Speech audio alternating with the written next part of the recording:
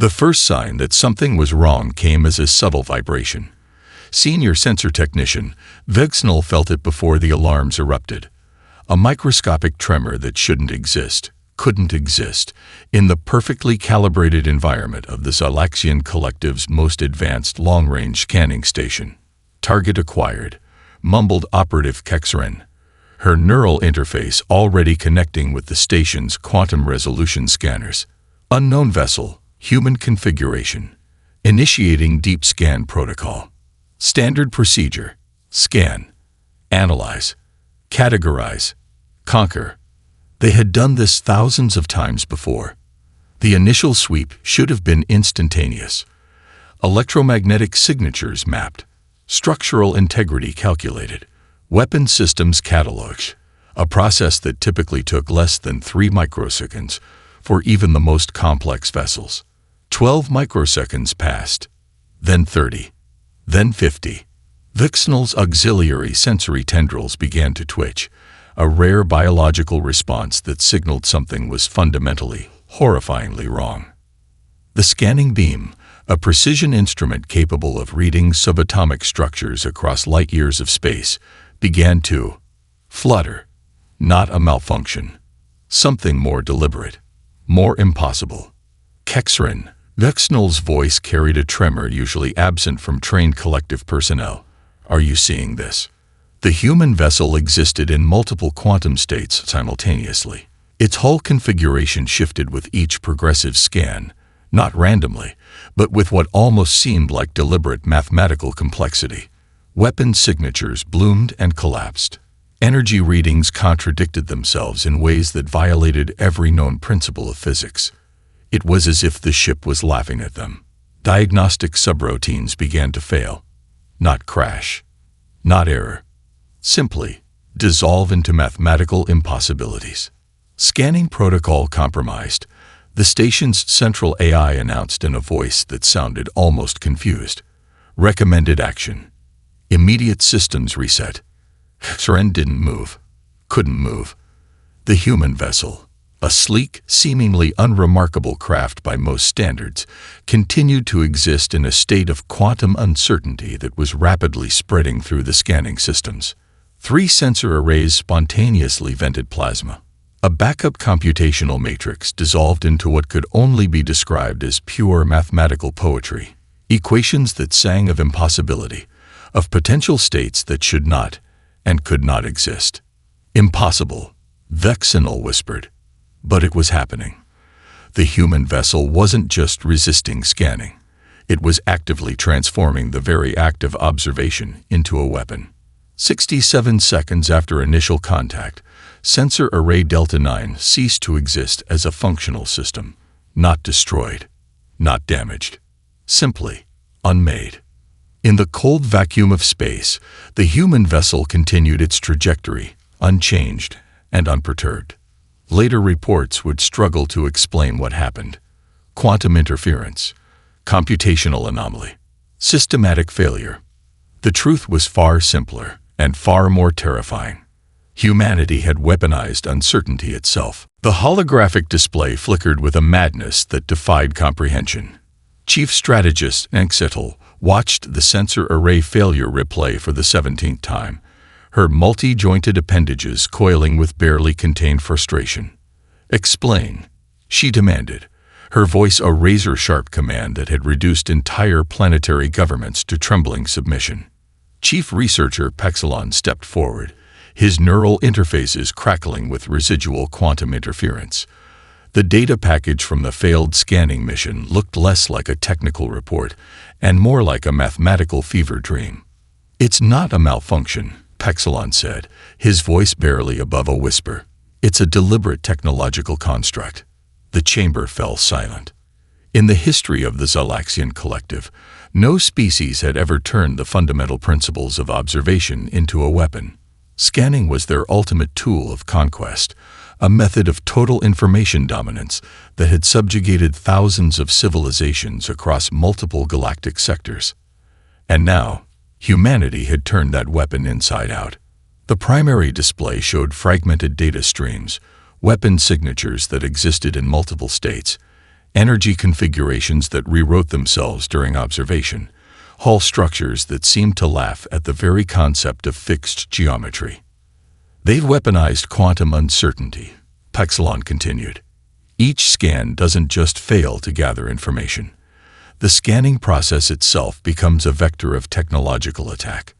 Edel's secondary sensory cluster pulsed, a biological tell of deep concern. Quantify the threat. A new hologram materialized. 37 advanced scanning stations have been compromised in the last solar rotation, not destroyed, not damaged. Simply, rendered functionally impossible. The implications were terrifying. A scanning method that could turn an opponent's most advanced technological systems into computational garbage was more than a defensive technique. It was a form of technological warfare that violated every known principle of interstellar conflict. We've intercepted human communications, another researcher interjected. They're calling it the Schrödinger protocol. Edel's laugh was not a sound of humor, but of calculated recognition. Humanity had discovered something fundamental, that the act of observation could be transformed into a weapon more potent than any physical armament. The collective had conquered civilizations that could manipulate matter. They had subjugated species that could control energy. But a civilization that could weaponize uncertainty itself. That was something entirely new. Recommendation. Edel's question hung in the air like a quantum probability wave. Pexelon's response was crisp, clinical. Avoid scanning human vessels. Develop entirely new reconnaissance protocols. Treat human technology as a communicable computational disease. The chamber fell silent. In the vast darkness of space, human vessels continued their trajectory, each one a mathematical nightmare waiting to be unleashed. Dr. Elena Kovacs stared at the holographic display, her fingers dancing across quantum reactive interfaces that would have driven most scientists mad. Around her, the laboratory hummed with an energy that was part technological marvel, part controlled chaos. They told me it was impossible, she muttered, reviewing the latest quantum entanglement simulations. The breakthrough had come from an unlikely combination of disciplines: quantum mechanics, information theory, cognitive psychology, and something uniquely human: the ability to turn fundamental limitations into unexpected advantages.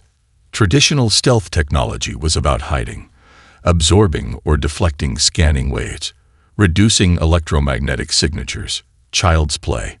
What Kovacs was creating was something far more radical. Active quantum uncertainty, her primary research assistant, Dr. Marcus Rodriguez, explained to a visiting military committee, is not about hiding. It's about making observation itself impossible. The core principle was elegantly simple and horrifyingly complex. Every scanning attempt would become a form of technological judo. The more an external system tried to observe the vessel, the more chaotic and unpredictable its own systems would become. Quantum states would deliberately interfere with themselves. Computational matrices would rewrite their own logic in real time.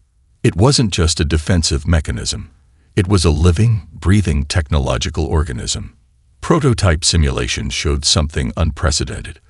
A warship that didn't just resist scanning, but actively transformed the very act of observation into a computational weapon. Energy signatures would bloom and collapse. Weapon systems would exist in multiple potential states simultaneously.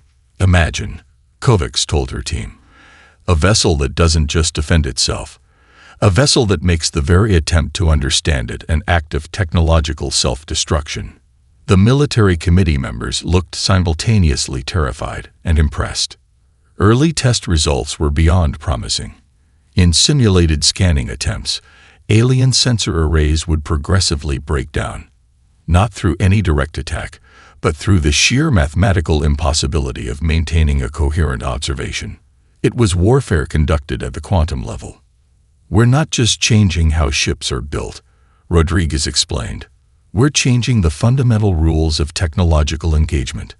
Kovacs' breakthrough came from an unexpected source, her background in both theoretical physics and cognitive psychology. She understood something that most technological researchers missed. Observation was not a passive act. It was an interaction, and interactions could be manipulated. The first full-scale prototype sat in the next chamber, looking, to the untrained eye, like nothing more than a sleek, unremarkable vessel. But those who understood would see something else entirely. A living mathematical nightmare. A ship that didn't just resist understanding. A ship that made understanding itself an act of technological suicide. The Zalaxian battle fleet approached like a metallic storm. 7 massive dreadnoughts, each capable of glassing entire planetary surfaces. Conventional tactical analysis would have given humanity less than a 3% survival probability. Conventional analysis didn't know about quantum warfare. Incoming scan vectors, Lieutenant Chen announced, his voice calm. Multiple simultaneous approaches. Commander Rodriguez allowed herself the smallest of smiles. Let them look. The first scanning beam touched the hull of the Schrodinger's Gambit and disappeared. Not reflected, not absorbed, simply ceased to exist as a coherent information stream. In the Zalaxian command ship, sensor technician Vexrel watched in growing horror as their most advanced scanning systems began to unravel. It started subtly, a computational matrix that suddenly contained impossible mathematical sequences, energy readings that existed in multiple contradictory states simultaneously. Weapon signatures that bloomed and collapsed faster than light could travel. The scanning beams didn't just fail. They became active vectors of technological destruction. Recalibrating. The Zalaxian ship's AI announced, a statement that quickly devolved into what could only be described as a computational whimper.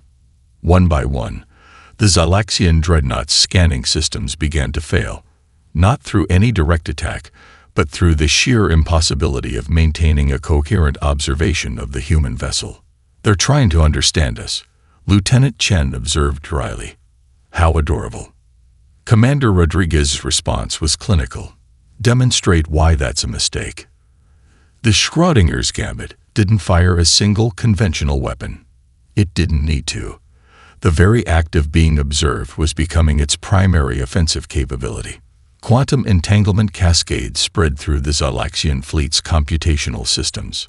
Sensor arrays dissolved into mathematical poetry. Weapon systems began to target themselves in recursive targeting loops. 7 massive dreadnoughts, each a testament to decades of technological superiority, began to systematically disable themselves. Not destroyed, not defeated in any traditional sense. Simply unmade by the very act of trying to understand their opponent. Scanning complete, Chen announced with something close to humor. Enemy fleet neutralized. The battle had lasted 17 seconds. No missiles fired. No conventional weapons deployed. The Zalaxian collective had been defeated by mathematics itself. Dr. Kexerin's neural interfaces sparked and crackled as she reviewed the latest psychological profile of human technological warfare. What had begun as a standard analysis had become something far more terrifying. A complete deconstruction of everything the collective understood about technological conflict. It's not just a weapon, she muttered to her research team. It's a complete psychological assault. The Human Quantum Uncertainty Protocol did something unprecedented. It didn't just defeat alien technological systems. It systematically dismantled their entire conceptual understanding of warfare, technology, and reality itself. Captured human communication logs revealed a disturbing pattern. Where most species communicated through standard tactical protocols, humans seemed to treat technological warfare like an elaborate multidimensional chess game, except the chess pieces could simultaneously exist in multiple states. Preliminary psychological assessments showed alarming results. Alien sensor technicians developed acute computational anxiety. Fleet commanders exhibited unprecedented levels of existential dread. Entire strategic planning divisions began to show signs of collective mental breakdown. The humans had discovered something far more powerful than any weapon: the ability to make the very act of understanding a form of psychological trauma. In one documented incident, an entire Zalaxian research team was discovered in a state of complete mental paralysis. Their crime? Attempting to develop a scanning methodology for human vessels. They're weaponizing uncertainty itself, Dr. Karen told her primary research assistant. Not just technologically, psychologically. Intercepted communication suggested the humans called it the cognitive dissonance protocol, a term that sent shivers through the collective's research divisions. Traditional psychological warfare relied on fear, intimidation, or strategic manipulation. The human approach was something entirely different. They were creating a form of technological interaction that was fundamentally incomprehensible. Imagine a weapon that didn't just destroy your physical capabilities, but systematically dismantled your ability to even conceptualize the threat. The most terrifying part, the humans seemed to find it amusing. Recovered communication logs showed a disturbing pattern of what could only be described as technological trolling. Humans would deliberately create scenarios that pushed the boundaries of computational and psychological understanding. One intercepted message captured the essence perfectly. We're not just fighting a war. We're expanding the definition of what's possible. The collective's top xenopsychologists came to a unanimous, terrifying conclusion. Humanity had weaponized confusion itself. The Zalaxian collective's final assault looked like the apocalypse made manifest. 1,000 combat vessels, each equipped with technological adaptations specifically designed to counter human quantum warfare. Quantum-locked scanning arrays, multi-dimensional computational shields, weapons that existed in theoretical probability spaces. Their entire technological might concentrated into a single, overwhelming strike. Humanity had other plans. Commander Sarah Rodriguez stood on the bridge of the Uncertainty Engine, her flagship that was less a vessel and more a mathematical theorem given metallic form. Around her, the crew moved with a synchronicity that defied traditional military protocols. Incoming fleet, Lieutenant Chen announced. Adaptive scanning methods detected. They've been studying our previous engagements. Rodriguez's smile was sharp enough to cut quantum fields. Let them look, she responded. The Zalaxian assault began with a computational precision that would have annihilated any known civilization. Scanning beams of unprecedented complexity swept across the human defense perimeter. Adaptive algorithms anticipated and countered every known human technological trick. For precisely 2.7 seconds, it seemed the collective might actually succeed. Then reality began to unravel. The scanning beams didn't just fail. They began to interact with themselves in ways that violated fundamental physical laws. Computational matrices started to generate impossible mathematical sequences. Weapon systems began targeting themselves in recursive loops of pure, beautiful chaos. One by one, the 1,000 Zalaxian vessels began to systematically disable themselves. Not through any direct attack. Simply by the act of trying to understand their opponent. They'd brought their entire technological history to this moment, Chen observed. And we're going to use it against them. The Uncertainty Engine didn't fire a single weapon. It didn't need to. The very act of existing was becoming its primary offensive capability.